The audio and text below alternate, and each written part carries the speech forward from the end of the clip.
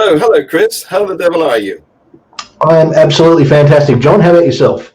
Yeah, I'm fine here too. You've got rid of all the fires and brimstones and floods and plagues of frogs and things down there, have you?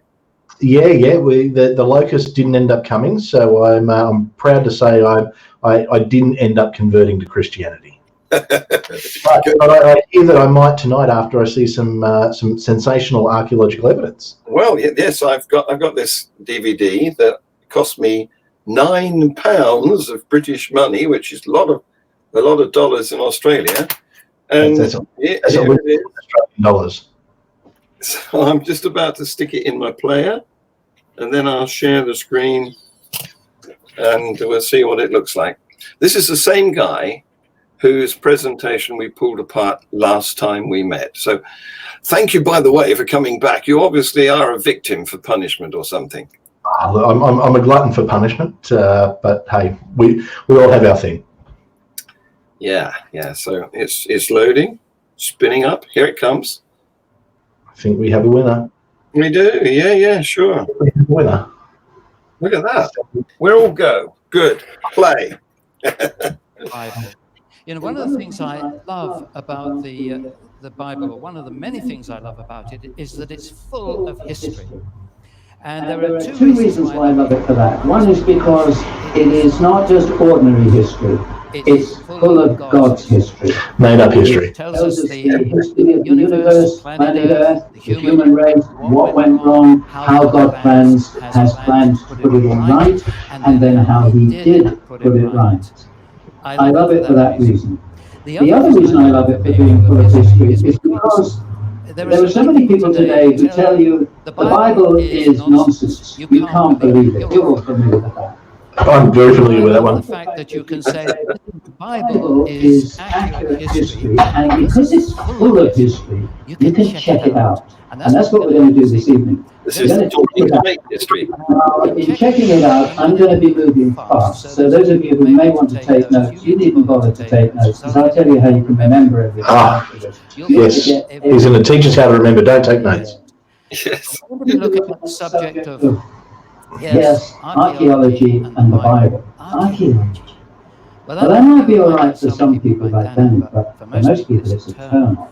Archaeology. Speak for yourself, mate. Yes. Archaeology is rubbish. It really is. It's the study of durable rubbish that of previous generations and civilizations. When you send stuff in the trash can and it goes down to the landfill site in 300 years' time, that will be a treasure trove for archaeologists. They'll be digging it up to find out how you live and what you threw away. They'll love it. Great, because I've got something I wanted to show you today. There's a recent news item was about, trying to find it. It was Australian researchers discover a 2-million-year-old skull of human cousin that sheds light on evolution. Well, in some reports, that was described. Yes, here it is. Archaeologists exploring a cave system. Well, is that the one in South Africa? Yes, that's right. Let me see if I can. Yeah, I think Homo habilis or something. Yeah, I just wanted to make the point. I don't think I can screen share two things. So no, so I'll drop this out and we can bring it back in. Okay. Right, so I'm going to screen share this with you. Application window, here it is, share. Right. So, for a start, this is not archaeology, in my view. This is paleontology. Because, in a sense, he's right. A bit of both, yeah. Archaeology is the study of rubbish, is the remains of human society. And I'm not sure whether 2-million-year-old stuff counts, because we're getting now into non-Homo sapiens mode. Yeah, well, I mean, you don't have to go back too far to find non-Homo sapien, though. I mean, you can go back potentially as recently as 15,000 years. From 15 to 20,000. I think there's still a little bit of conjecture, but Gibraltar's actually got the youngest Neanderthals, and not to mention that as European descendants, we actually contain probably about 3 to 4% Neanderthal DNA in us, likely.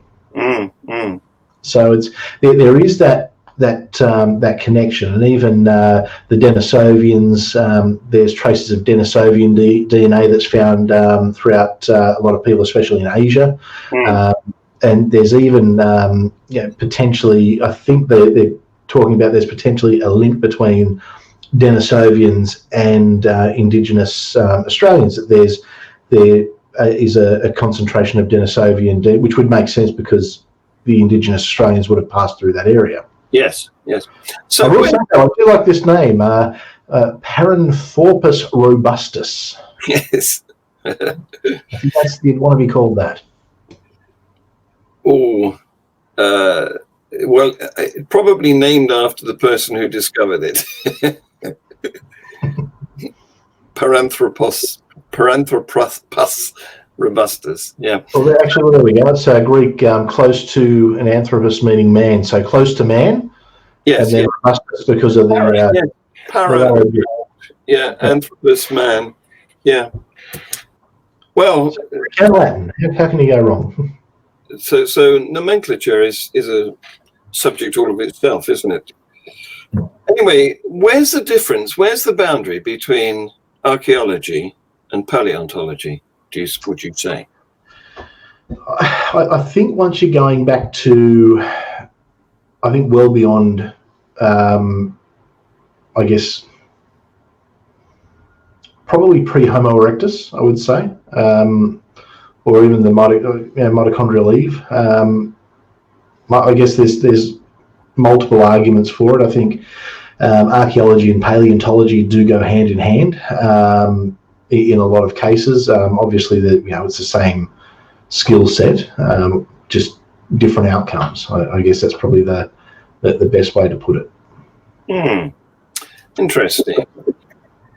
I think I would apply archaeology to anything within reason that has to do with a human ancestor or a member of the human family. Obviously, if we're going back to the Jurassic or Cretaceous period, we would have had some ancestors running around. I wouldn't call that archaeology. I'd call that paleontology. I think certainly at the point where we start to stand up tall and look over the grassy plains of Africa to see when the cheetahs are coming to get us, I'd say that's probably a good starting point. So there isn't a division then, is there? Because there's only a continuum of evolution from common ancestors through common ancestors up to... What you've got to remember as well is our ancestors weren't, they did have culture. I mean, they certainly were more advanced than any of the animals that we see on Earth today, including other members of the ape family. But even apes, there's in Africa, there's argument or conjecture that chimpanzees actually might be starting to farm and starting to take that next step. Or even something to see. Or even starting to worship. Did you read the article about the holy tree that the chimps gather around and leave stones at the base of? Mm-hmm. So there is that cultural aspect as well. So you'll find things like cave paintings and markings and even signs of society, albeit extremely primitive ones. So I think that does put it into the archaeological subset. Yeah. Okay. So this is something that people like Brian Edwards have a problem with, because he thinks that there was a first man and a first woman.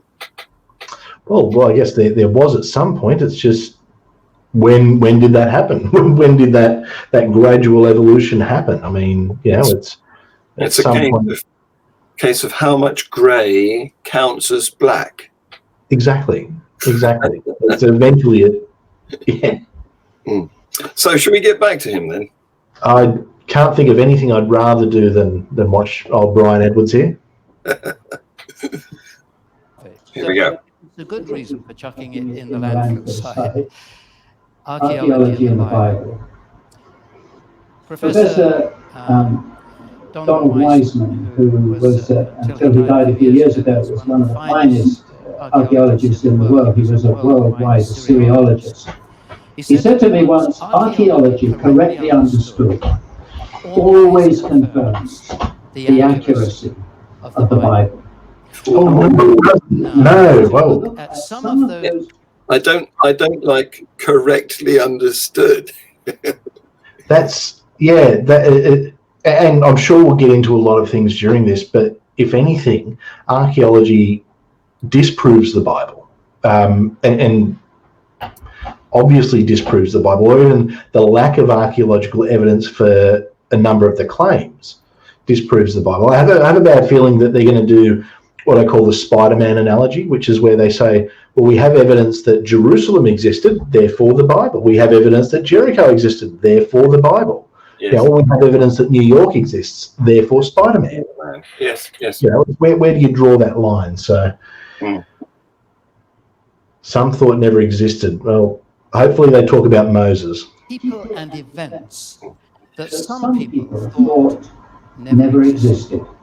Yeah. We don't look at lines of people and events that were dismissed. They were in the Bible, they were nowhere else, and therefore they didn't exist. That's kind of the point, though. They were in the Bible and they were nowhere else. Yeah. And especially within that region, there is so much archaeological evidence, there is so much history that we do have access to. That you've got all these other societies that seemingly existed around where the Jews supposedly were, and you know, with their big glorious empires. There's A, no evidence of it, and B, no one else around really spoke about it. It proves quite the opposite. I mean, if the Bible's true, well then everyone just really didn't notice the big empires that were happening around them, and sometimes in the same place. So, or you know, didn't notice that they were being defeated and driven off their land. So it is a bit concerning. That the thing is that to be genuine history, you have to have multiple contemporary, independent, corroborating sources. And if he's only got the Bible, that doesn't meet that criterion. No, it doesn't. And when you look at dating the Bible as well, the Bible was written whilst the Jews were both in Babylonian captivity and upon their return from Babylonian captivity. So we're talking around about the 5th century BCE, approximately, 5th, 6th century BCE. So, I mean, even then going back the further 1,500 years that they would then have to go back to the time of Moses, or the extra 1,000 for the flood, or, you know, even before that. I mean, we're talking about an age where they only passed on oral traditions. You know, they weren't writing these things down. They certainly weren't, the Hebrews weren't the most advanced people in that region, or even a dominant power in that region by a long shot throughout that period of history. There's even question as to whether they were in that region or whether they've split off from other people. So anyway, we'll get back to it. Yeah, I wanted to just finish off on the correctly understood expression that I took exception to, because that's a value judgment, isn't it? Who decides what's the correct understanding? And I bet it's him. Oh, yeah, look, it's always someone with little to no historical knowledge, but who preaches a great sermon. Yes. Roll it. And we're going to show how again and again and again the experts got it wrong. Oh, the experts got it wrong, but he got it right. That's good. Not quite at the beginning, but Well, very close to the beginning. experts are not above challenge. No, very true. It's good to know that the experts got it wrong, but Yeah. Brian Edwards has it right. They love an appeal to authority, don't they? This is a big man, so he must be right. Of course. So I'm going to side with the experts as my default position here. But I'm happy for Brian to show me this evidence. Like, we could both convert to Christianity here on the spot. You do realise that? Yes. I have to go back to regular pastor. Yes. And we'll call you Father John. Yes. I've got an open mind. Just want evidence. Absolutely. Flood. Now, most of you may know that a catastrophic flood is well embedded in the ancient traditions of nations right across the world, including. There's an ancient tradition of Father Christmas well embedded as well. What does this mean? Well, when I was a child, I remember the town I lived in, there was a flood there. Is that evidence as well? There's not sufficient water on the planet to cover all the land. There never has been. And a global flood is out of the question. Physically impossible. And look, the areas that we're looking at, I mean, we're looking at, okay, so Papua New Guinea. Papua New Guinea is a great example because around about 10,000 years ago, the land bridge disappeared. Is there oral traditions talking about a flood that divided? Yeah, absolutely. Because we have the evidence that happened. There was a land bridge that connected New Guinea to Australia. Well, I mean, it's still there. It's just, the sea level is around about 150 metres higher now than it was previously.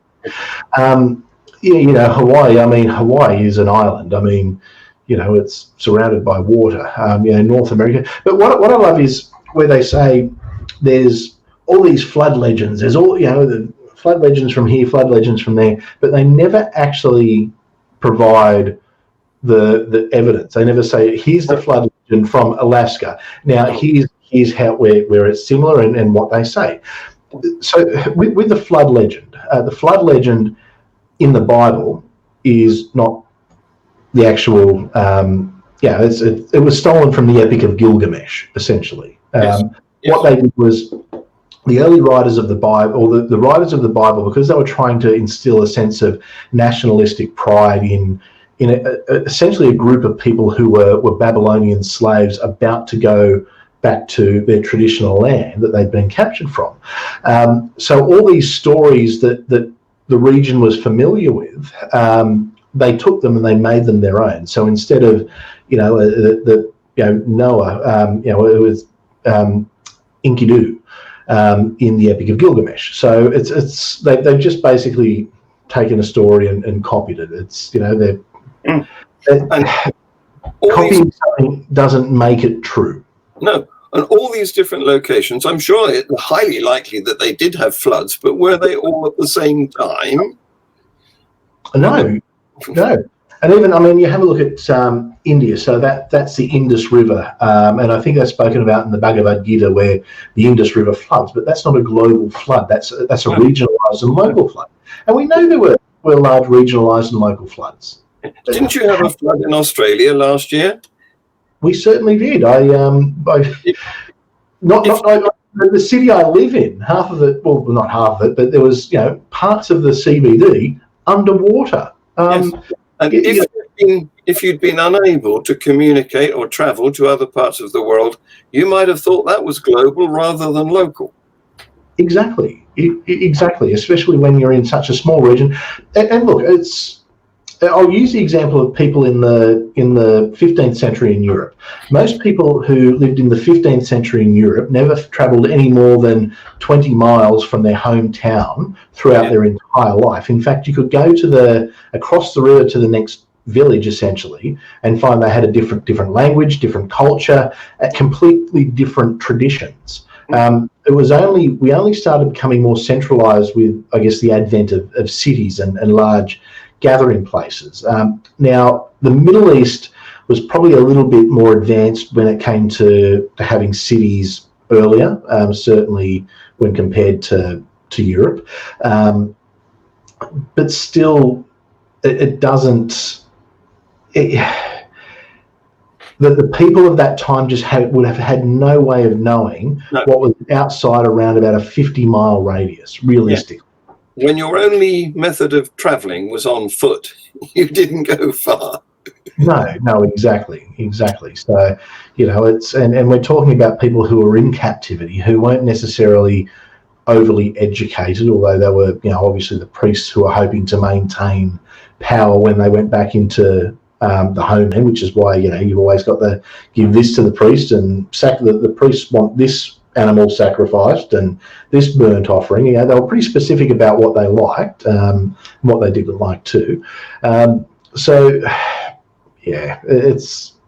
It's not realistic, and we have to look at this in a realistic manner.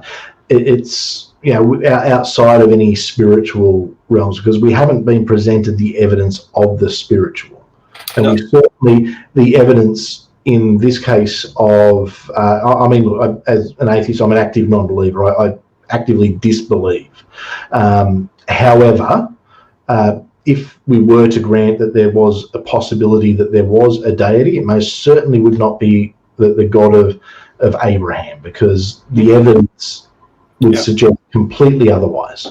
And which is just a trick of the devil, of course, but And tradition is not evidence. I mean, there was a tradition of cannibalism. I believe that was in Papua, or was it in the Philippines? Right up until there was in certain parts of Papua, yeah. Right up until the 1960s, they were practicing cannibalism, and it was a tradition. I don't think it went on that long. I think it was something that was stopped in the 19th century, but it was just one of those things that was used to, I guess, justify control of. I can bring you up to speed there, because it was the anthropologists who the evidence came to our notice that they had what was it called, kudu, which is a brain disease similar to mad cow disease, where vesicles appear in the brain, holes appear in the brain, and the sufferer becomes, first of all, unsteady on his feet, and then worse and worse and worse until they die quite young. And that is a prion disease. And they worked out that it was being transmitted by feeding the dead to the family. In fact, they kept what was regarded as the tastiest bit, the brain, as a special treat for the children. Okay, I wasn't aware of that. This practice carried on after the connection had been discovered. It took another 20 years for them to realize and drop the actual tradition. Anyway, traditions are not evidence. No, they're not. That. Definitely not. All right, back to Brian. Like Alaska, China, Egypt, Guyana, Hawaii, India, Iran, Mexico, North America, Papua New Guinea, Peru, and Russia. In fact, with the exception of Antarctica, and you might work out why, every continent has flood ideas, traditions. Now, some of them are quite wacky, riding out the flood on the back of a turtle and things like that. But they are all recognizing, or in a boat with two of every kind, a long, long way away from the water.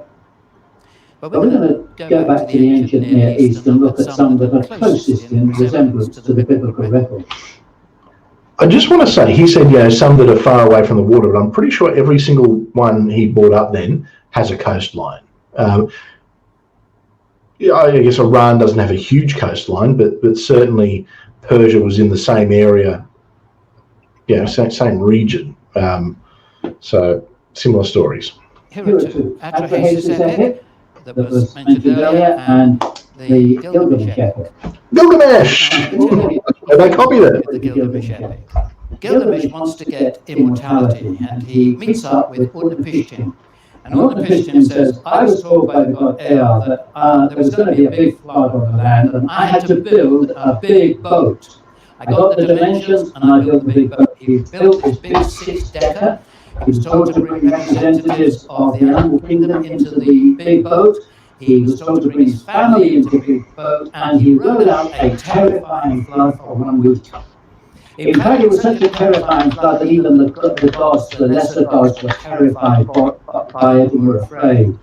And then eventually he sent out a dove, a raven, and a swallow, and in his case the raven didn't come back, so he knew it hit dry land, got out, and he worshipped the gods. Now, I just want to point out, the Epic of Gilgamesh was written around about 2000 BC, give or take, okay?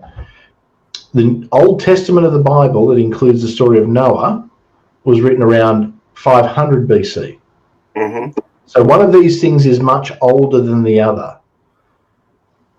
Do you think it could have been copied? It's and a story that they knew from the area. And he's saying it's Babylonian. It was actually Sumerian. Yeah. It's a ripping yarn, and people like to think, people love narrative, don't they? I mean, our very lives are a narrative. They have a beginning, a middle, and an end. So we love a good story, but unfortunately, narrative is not evidence. No, not even close. And it's also interesting to note that the Babylonians, this was actually, or the Epic of Gilgamesh was actually something that integrated into their culture. Now, do we remember where the Jews who wrote the Old Testament were being held captive? Could it have been Babylon? What a coincidence. What a coincidence. Today's Iraq. Yes. You can see immediately some similarities. Now that is encouraging, not discouraging, because it means that here is a legend of the flood, and where does it come from? It comes from the more sane version that you find in the biblical record. The more sane? It's a little quirky, we're just passing on to you, because in this case, we're told that the demigods that had been created to do all the work for Enlil, the main god, they down tools and went on strike.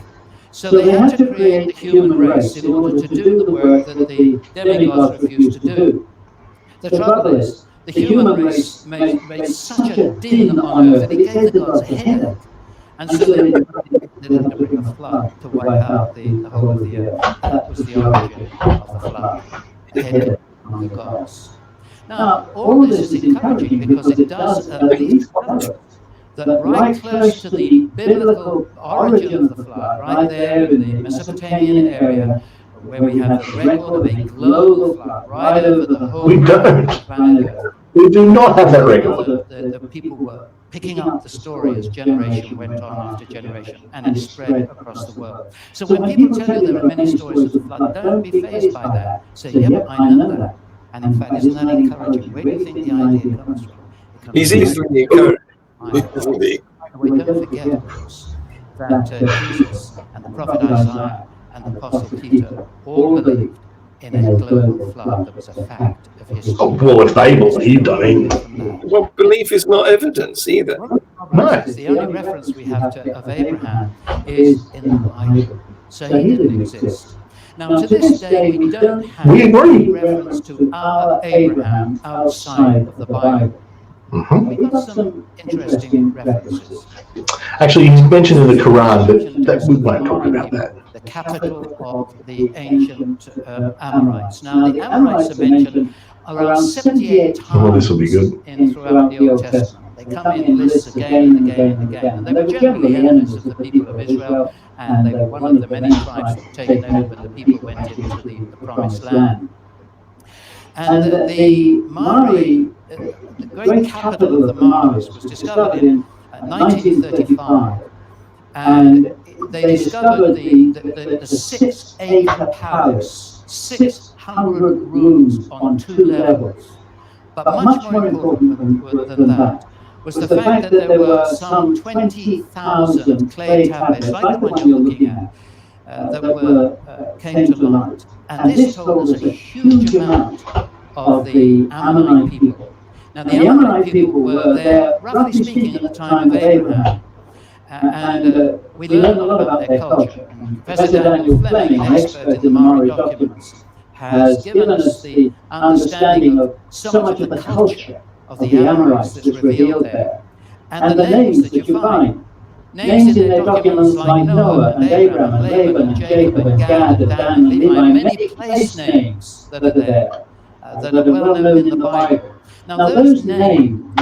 So names, I mean, that's like saying that, well, there's people who are called Joseph who live in America, therefore we know Joseph Smith existed, Mormonism's true. Yes. That's the same straw he's clutching at. I mean, the names, of course, there were similar names in the area. I mean, it goes without saying. Names have been copied down the eons in the same way that legends and traditions have. I'm called John. It's a biblical name.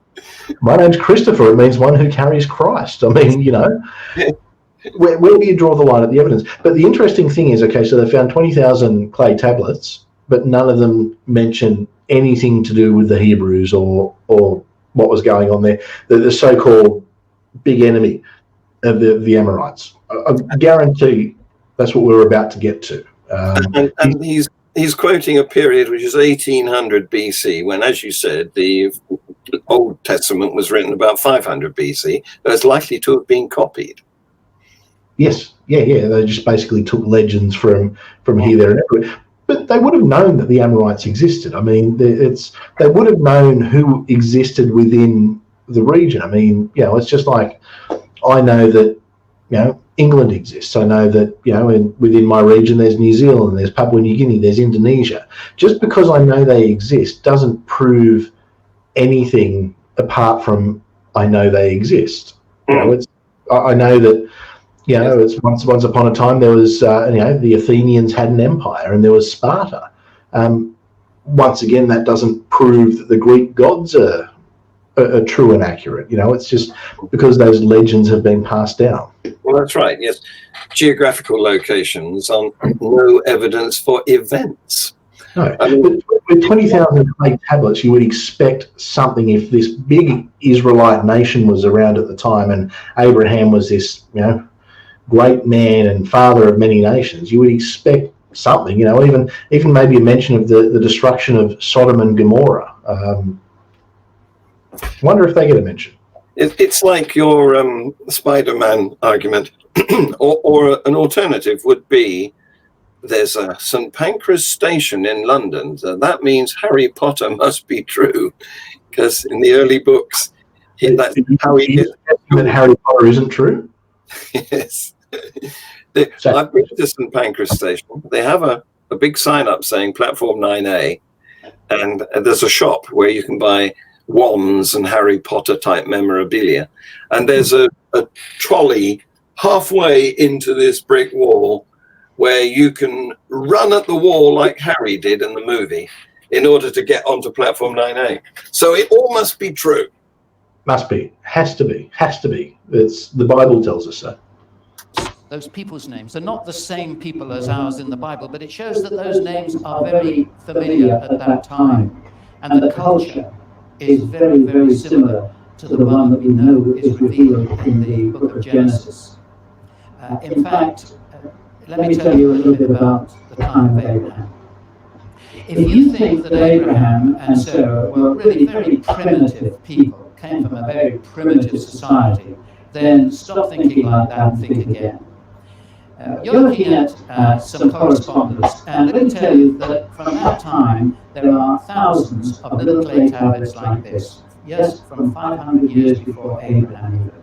When Sir Leonard Wooley dug up Ur of the Chaldees, not all of it, but a good bit of it, which was where Abraham started out in life, when he dug it up around about... Hang on, 500 years before the time of Abraham, wasn't there a big flood? But so what? They wrote stuff. Okay, they had a writing. They were quite a developed community. But does this mean that what they wrote was true? No. But the thing is, this is the supposed time that the supposed Abraham would have lived. But once again, there's no mention of him. Look, you can go to Göbekli Tepe. Okay, it's 10,000 years old, or 10,000 BC.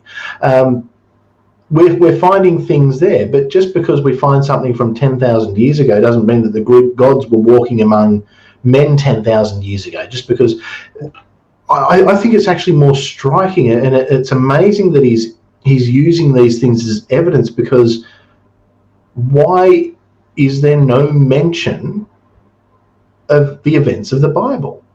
They have all this correspondence, they have all these stories and interactions between these nations, but nothing that confirms the Bible. Just because you find something from around the same time that you think the Bible was written, it's not even remotely evidence. Not even remotely. You know, if I find something from if I find a newspaper from 1947, is that evidence that Roswell happened? Absolutely not. You know, it's the arguments he's making. It's actually hurting me to watch. It really is. Roswell was the UFO thing. Yeah, that's where the alien space craft was meant to have crashed. And they will claim that, but just to clear up, in case other people watching don't know. Yes. Incidentally, I don't think the alien spacecraft crashed. I just want to get that on the record, even though we can find newspaper articles from 1947. So back to him. In the 1920s, he discovered that 1 in 5 homes had writing material in them. He discovered that Abraham and Sarah could have lived in a 2-story house with a bedroom, reception room, kitchen, and some primitive plumbing as well. And we know now that these people were skilled in mathematics, they were skilled in quadratic equations, they were skilled in geometry and in algebra, and they knew, wait for it, they had a working knowledge of the theorem of Pythagoras 1,500 years before the Greek philosophers were even born. And you're looking at a writing. Yet none of that is mentioned in the Bible. Loads of these. No. On the extreme left-hand side, you want to send a message. There are thousands of these, and there's many, many tens of thousands, I repeat, tens of thousands, in the museums of our world. The British Museum got loads as well. They haven't yet been translated. None confirming the Bible. Yet. There are marriage contracts. There are property deals. There are rental things for property. This is the one you're looking at, actually. So what? You know, they were civilized, they got married, they had writings about marriage, and they had shopping lists, you know. Exactly. It means nothing.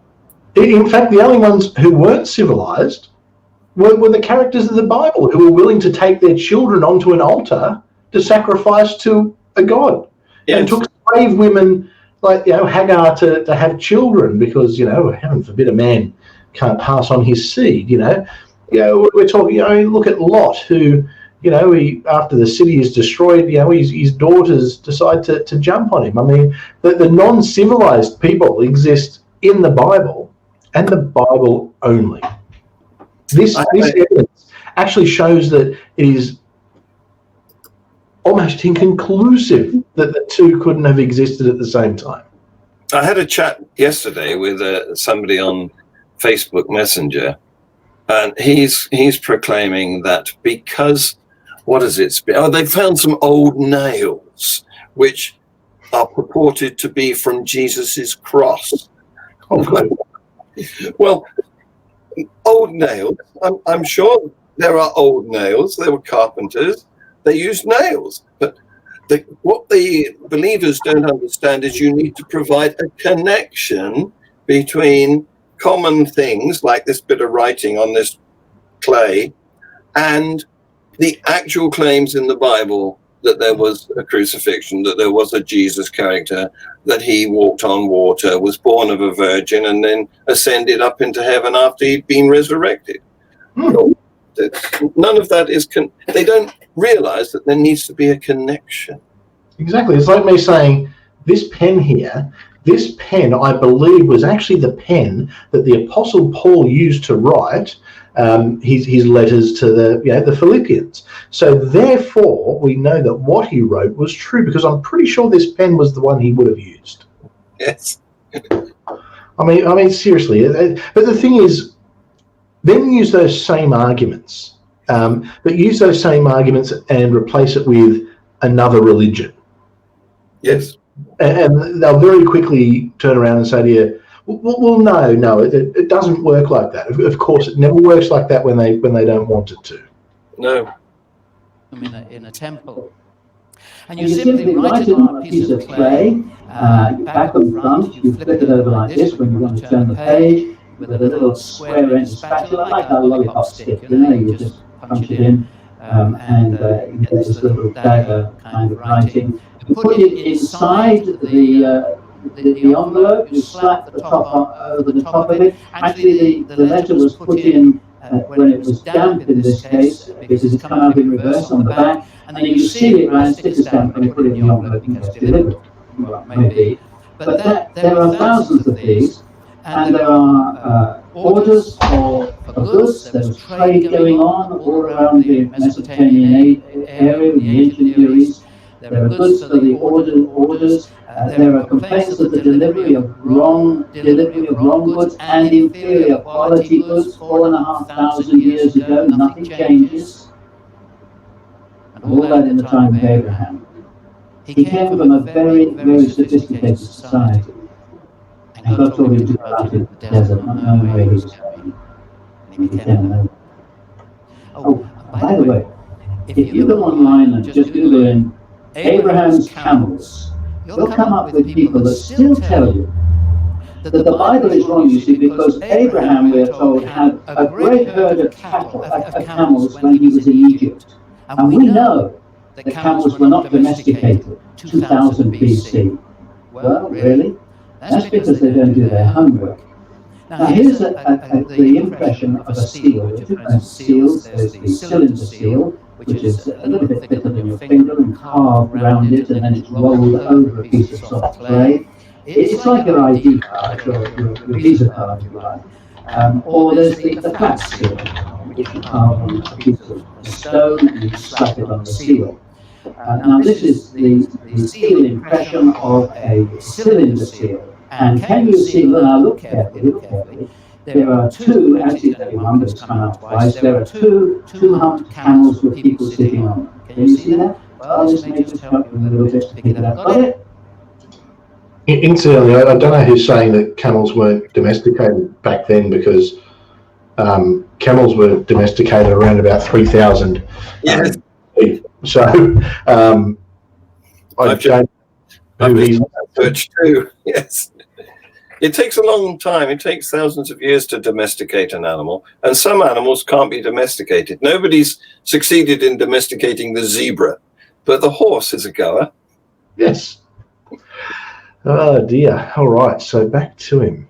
All right. That may not be how you'll draw a camel. It's probably better than I would. But anyway, there are two humped camels. This is within a couple of hundred years of the time of Abraham. And that in archaeological terms is next door. So we know that camels were next door, were domesticated even before the time. So this is something that I want to say, and something that gets lost in people see, 1600 and 1800 BC and think they were pretty close. They weren't. They were 200 years apart.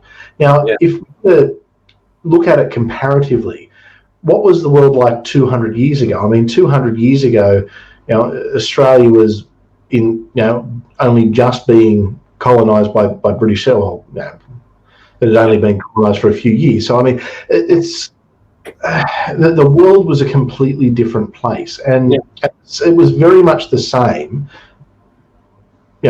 back in that era. So when he just said they're right next door, they're not. There's certainly similarities technologically. It's a slow scale of technology, but we're talking different people, different ideas, cultural evolution, wars that have been fought. It's less than 100 years ago, there was a great German, well, actually a bit over 100 years ago now, there was a great German empire that, encompassed all the way up to Russia that no longer exists. And now there's parts of this nation and that nation, there's...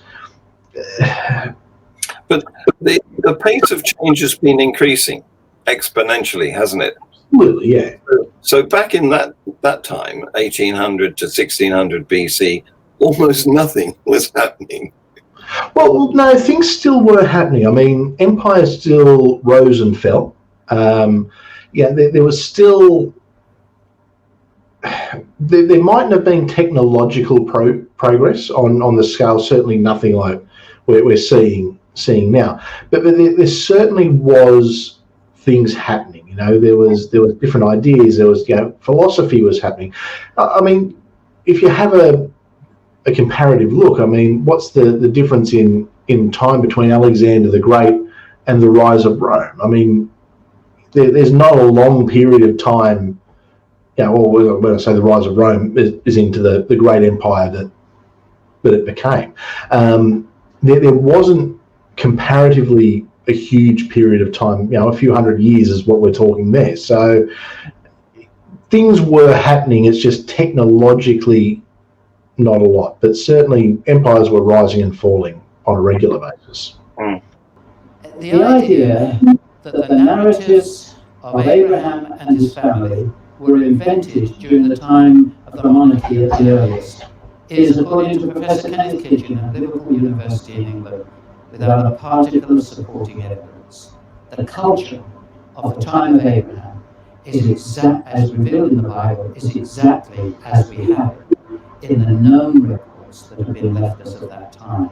The records just show the opposite. And one day we may well come up with his name. Not if you interpret it correctly. I'm not interpreting it correctly. They were a very fierce people. They come up a lot in the Old Testament. In fact, Abraham bought a field to bury Sarah in from the Hittites. And you may also recall that one of David's generals was a Hittite, Uriah, Bathsheba's husband. And yet, because we only knew the Hittites from the Bible, and they were known nowhere else, they didn't exist. Remember looking at people and that goes for all the Bible. Let's talk about the Hittites. I'm glad he's brought up the Hittites, because if Abraham was around in 2000 BCE, that presents a problem when it comes to the Hittites, because the Hittites weren't around then. The Hittites were around about 1500 BCE. From about 1500 to about 11 or 1200 BCE. So the Hittites don't actually match up time-wise. So, problem. Big problem. Big problem. Look, only about a 400-year problem, but a problem nonetheless. That didn't exist because they were only in the Bible. And then in 1906, in Turkey, modern-day Turkey, Hattusis, the capital of the Hittites, was discovered. It told us a huge amount about them. The palace was covered an area and covered a huge area, and there were many rooms in it. The Hittites are now well known. Some of you may have even seen programs. The BBC ran a program not long ago on the Hittites. They are very well known. Today, nobody doubts the Hittites. And more than that, not only was their ancient capital discovered in Turkey in 1906, but we now know that they fought a very famous battle, one of the most famous battles in the ancient world, the Battle of Kadesh in 1274. And it was against... That's not 2000. That's not 2000. The pharaohs of Egypt. Only 800 up. Yeah, well, I mean, what was happening 800 years ago in Europe? It was a terrible battle. They fought themselves to a standstill, and they were going to resume it the next day, and then realised they all ran out of steam, and they couldn't. So eventually it led to what is considered to be the first peace treaty, known peace treaty in the world. Because in the ancient world, when you fought a battle and you either lost or didn't win, you've got to go back home and make it look as though you really won. So when Ramesses II went back home to Egypt, he made it clear to everybody that he won, and he made this little temple to himself. And if I tell you that each one of the 4 figurines there is 60 feet high, you get an idea of what it's like at Abel Semnol. And if you go inside there, you're not allowed to take pictures inside, but if you go inside there, the walls are painted beautifully with this Ramesses II treading on all his enemy Hittites, the people that never existed because they were only in the Bible. Everybody believes in the Hittites today. Nobody does. That's the flood. That's Abraham. That's the Hittites. David, a legendary hero, you say? Surely not. Surely, yeah. Critics for many, many years claimed that David never existed. He was a legendary king. And in fact, what happened was simply this. Either in the time... Historians don't claim he never existed. I just want to clarify this. What historians will say is that he most likely did exist, but he was most likely just a regional ruler, certainly not this great king that everyone had to, go and see for his, great poetic and military prowess. There's no evidence of the battles that were mentioned. He was probably a regional ruler at the time, and that's probably it. Like the city-state of Jerusalem. So I just want to, because when they throw these, people said he never existed. No, that's not what's actually said. That's not the historical consensus. Yeah, and the whole world was very much local and regional back then. The jumbo jet hadn't been invented. We've only had a global village recently.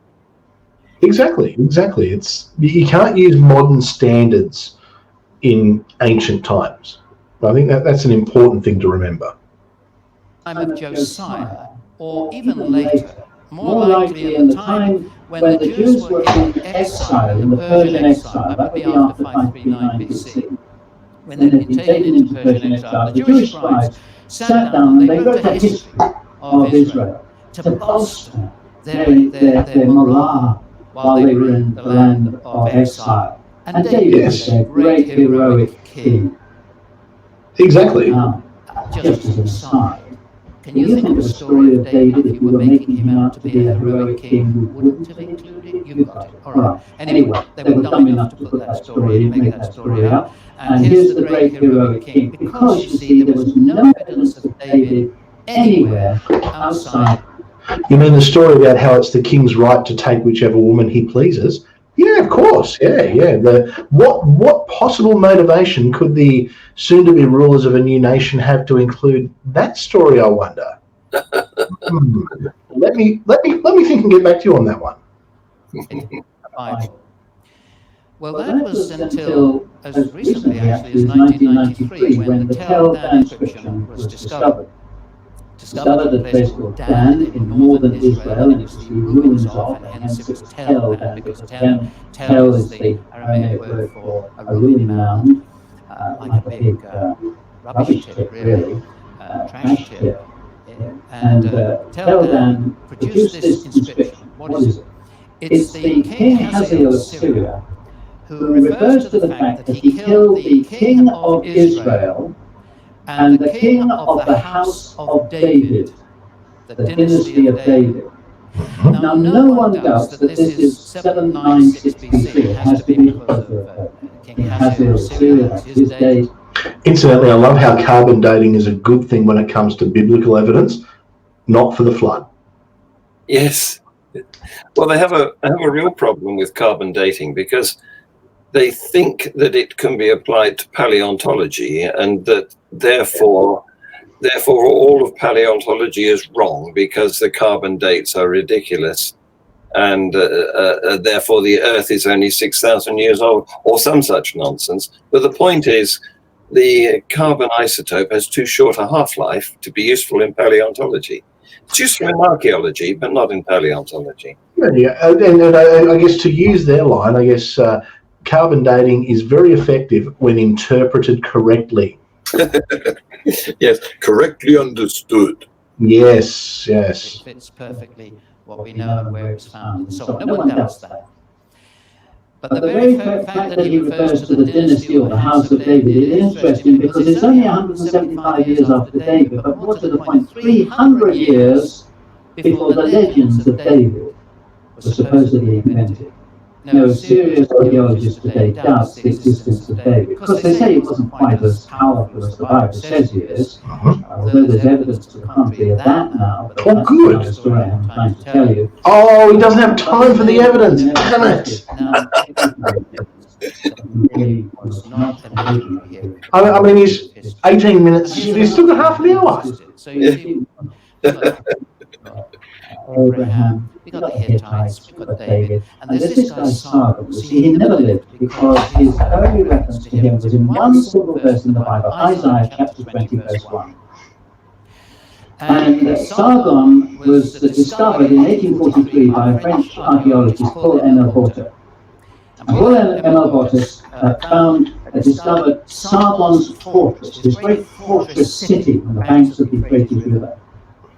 And this king is now one of the best known kings of the ancient world. He never existed, remember, but now he's one of the best known kings of the ancient world. We've got his palace, his library, we know that one of his daughters was a poetess and a prophetess as well. And this is the king who never lived, who actually guarded his palace with two huge 10-ton, 15 feet high human-headed winged bulls, which is really not bad for a king who never lived. And he's facing a guy who is almost certainly Sennacherib, his son. And we'll come back to him a little bit later on. There's a lot about Sennacherib. I love how they make these claims and everyone says they never existed, and that's not what was said at all. No, he's straw manning people here, isn't he? Yeah, it's the claim was never he didn't exist. The claim was, well, we don't have any evidence of this person who was mentioned in one line and one verse in the Bible existing. Yes, yes. I wonder what exists, especially when, you know. Is he going on to talk about whether Moses existed or not? That will be interesting. Oh, I can only hope so. So, hang on. So, Sargon, hang on, what's this? Defeat of Samaria in 722 BC. Oh, this is going to be a problem. This is going to be a problem. Let's just see what he says here, because this is actually going. If he's saying 722 BC, we've got a big problem. Sargon, who defeated Samaria, that's up in the north, Israel. And in the year 722 BC, he destroyed the capital of Israel in Samaria, and he took, and he tells us so, and the Bible tells us so, that he took a lot of the people, as all the ancient kings did, took them out of their land and scattered them in other countries that he had conquered, and then he brought people in from the other countries and settled them in Samaria. Now, when they came in, the Bible records this quite clearly, the people brought in with them their false gods, and they stirred that into the worship of Yahweh, the true God. So the people in the north were people that had a totally mixed religion, and the people down in the south, in Judea, based on Jerusalem. All right, he's got a big problem here. He's got a massive, massive problem here. So he's saying 722 BC. Was that what I saw? So the problem there is Sargon of, the Akkadian Empire. We're talking around about 2300 BC, 2400 BC is when that's been dated to. Now, there were legends of Sargon that were Assyrian legends that certainly date back to that time, but that was essentially like the Assyrian retelling of their history and this the first king of the Akkadians. So that would be like me getting the Bible and saying, well, the Bible was written around about the 5th century or 6th century BC. They mention Adam and Eve, so therefore that's evidence that Adam and Eve were there in the 5th and 6th century BCE. So he's actually using complete bunk evidence there. He's talking around his backside, because it's an Assyrian legend, not actually the actual Sargons. I mean, in this case, we've only got about a 1700 year problem. So compared to recent times, I mean, that'd be like me saying that Constantinople was just founded the other day. It doesn't add up. Who were not defeated by Sargon, they never actually liked the people in the north. The people based on Samaria, the Samaritans, were nasty foreigners for the people down in the south. And that went all the way on until the time of Jesus. So when you read John 4 and verse 9, and you're reminded that the Jews have no different people, Samaritans, I want you all to immediately think Sargon. We know where it started. It was his fault, 722 BC, when he conquered and defeated 2300 BC. So there we have the flood, we have Abraham, we have the Hittites, we have David, we have Sargon. What about this king who never existed, Belshazzar? Rembrandt, I don't know why he painted a picture of Belshazzar's feast, because Belshazzar only came in the book of Daniel and nowhere else in known history, so he didn't exist either. Figment of the writer's imagination. Is that all we can say about him? Well, it's even worse than that, you see, because the Bible implies that Belshazzar was the last king of Babylon when the Persians broke in 539 BC, and they broke into Babylon. It was a bloodless entry, actually, because people hated the king. But the problem is, we knew who the king was. How would a painting done by a Dutchman in the 14th century be evidence for anything in the Old Testament? I think the point he's going to try and get to is that is Belshazzar, who's mentioned in the Bible, did actually exist, and there's evidence for that. I would actually say that the Bible can be, in this case, used as evidence, because the Bible, we know, was written around this time. I have no problem with biblical accounts for this period, because even though you do take it with a grain of salt, and we expect that there's certain biases that will be in there that favour towards the Israelites. This is a contemporary. This is almost primary source evidence. Well, fine, but I have a problem. I have a problem with citing a painting. I mean, I think in their defence, they were just using that as an example. They were just for the image. There are paintings of Humpty Dumpty. It was real. Was actually Nabonidus. Here he is, worshipping three of his gods.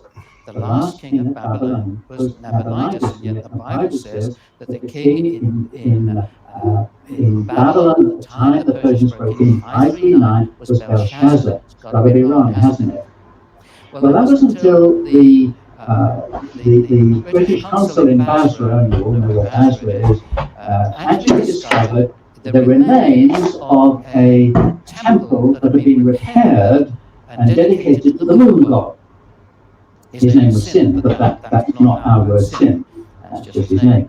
And he had left 4 time capsules. Here's one of them. They're nowhere near as big as... Just as a side note, the moon god grew up to become Allah. Oh, right, yes.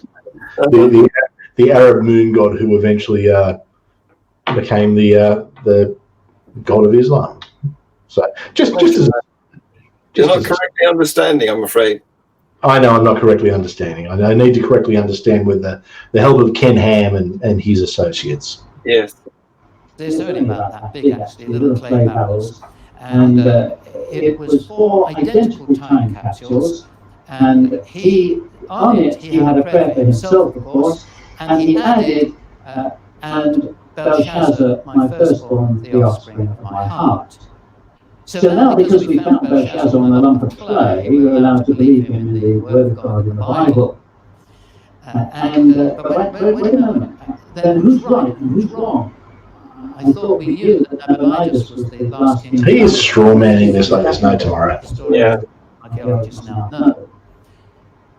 Nabonidus had been away in Arabia fighting battles for the last 10 years, and he had put his son Belshazzar on the throne as de facto king, and he was on the throne in Babylon, and he was having a whooping time when, in fact, he saw that writing on the wall.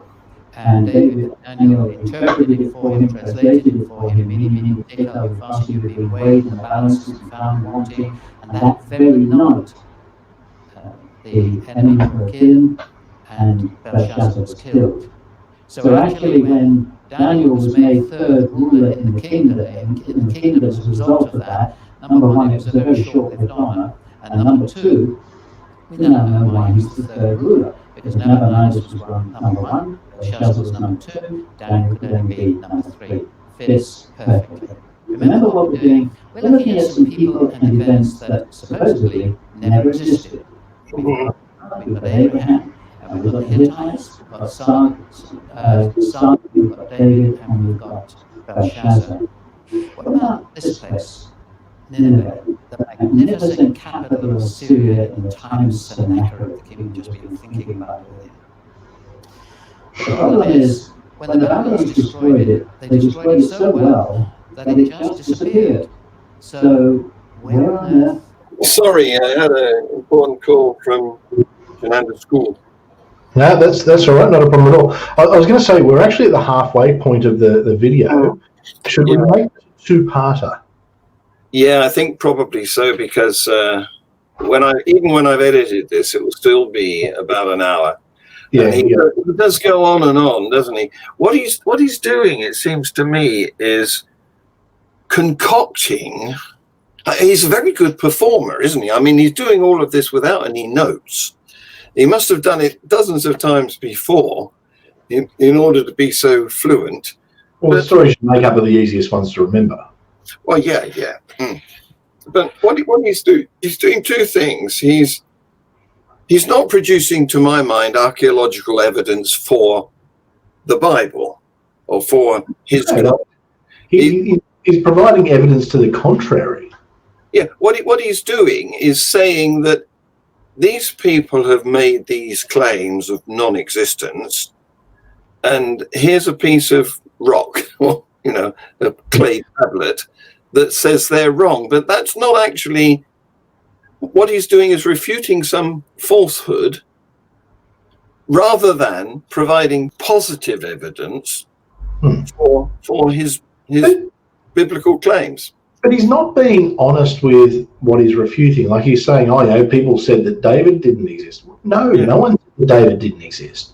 What they said is, we don't actually have archaeological evidence from the time of David.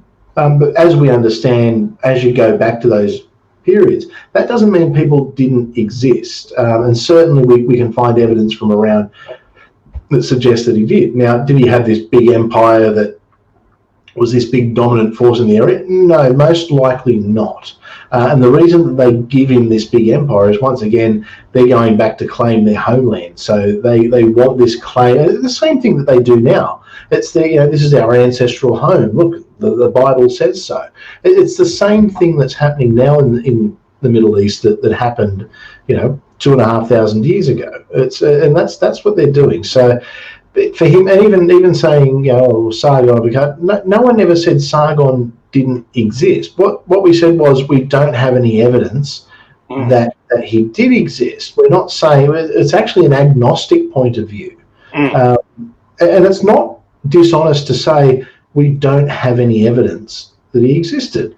Now, you've got clues to find, but then he's using something from 722 BC as evidence of Sargon. But Sargon, I just looked it up actually. Sargon, where is he? Sargon was around, he ruled from 2334 to 2284 BC. Oh, well, he obviously lived to as a spirit for another several hundred years. But it's just picking at these little bits of evidence that he wants to pick at. It's whatever's convenient for his narrative. And look, I guess I'm at an advantage with this because I study history. I understand how these things work. Most of the people in his audience, they're there because they're Bible-believing Christians. Yes. Just going to, it's like the wood duck. It's just always nodding their head, which is human nature. People want to, people want to buy in and find truth in what they believe. Yes. He's playing the confirmation bias game.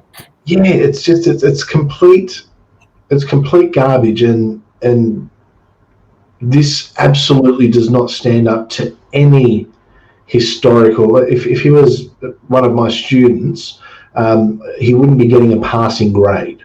I can assure you of that, because his evidence is bunk. He's a populist, though, isn't he? I mean, he's telling the audience what they want to hear, so they're going to like him. He's like a politician. Yes. Just not a good one. Yes. We could do with some good ones. Couldn't we? We're pretty lucky over here at the moment, but gosh, it's an interesting world we live in. It is indeed. Well, thanks a bunch, atheist pastor Chris Atlee, because not only did you rescue the program because the DVD doesn't show, and you solved that problem for us at no small expense, even if it was only Australian dollars. Actually, it charged me US dollars, so it stuck it into me there, so that's okay.